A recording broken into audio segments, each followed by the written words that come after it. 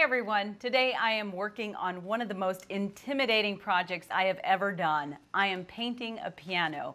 I have to be honest with you, when I was first asked to do this, the thought of it horrified me, almost as much as my piano playing does.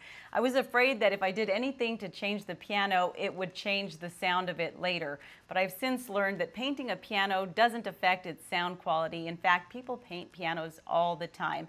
So if you have a piano at home, why not paint it to suit your style? It's a big piece of furniture in your room, and if it clashes with the decor, change it to something that you actually are going to love.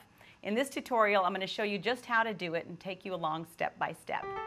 I'm going to start by dismantling the piano as best I can in order to sand it.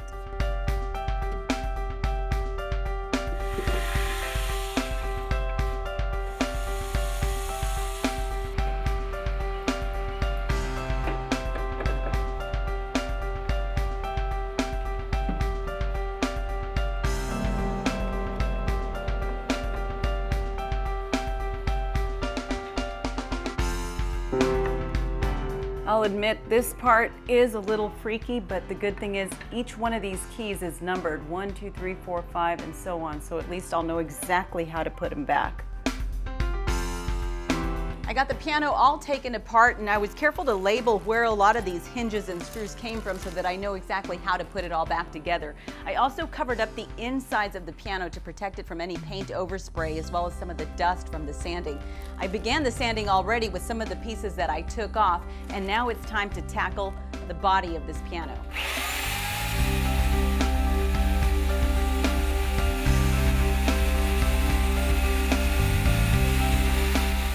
The piano's all been sanded, but there's still one more thing I'm going to do before I start to paint, and that's add this beadboard and wood trim to the bottom panel of the piano. And it's going to serve two purposes. One, it's going to give it some visual interest, and two, it's going to cover up this bottom portion that's been worn off over time.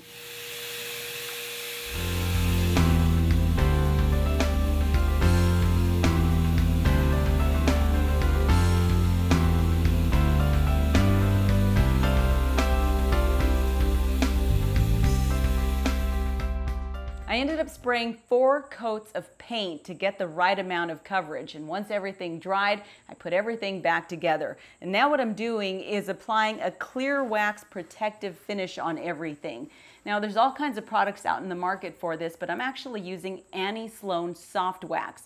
And the reason for that is the owner of the piano asked me to give it a distressed looking finish, and it just so happens that Annie Sloan makes a dark wax to work in conjunction with the clear wax, and it's perfect for distressing.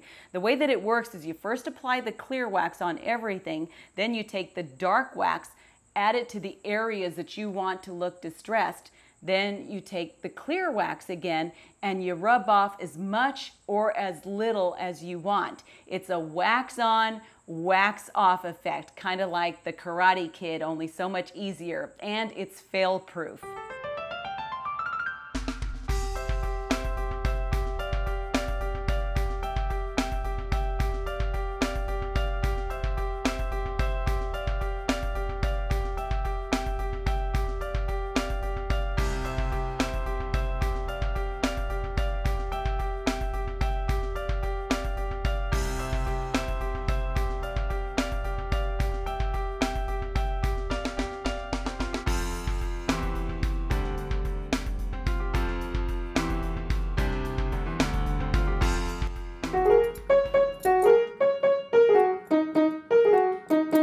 Well, as you can see, my piano playing has not improved. Fortunately, the look of the piano has. Here it is, all finished and in its own home. Now, a couple things to keep in mind if you're considering doing this.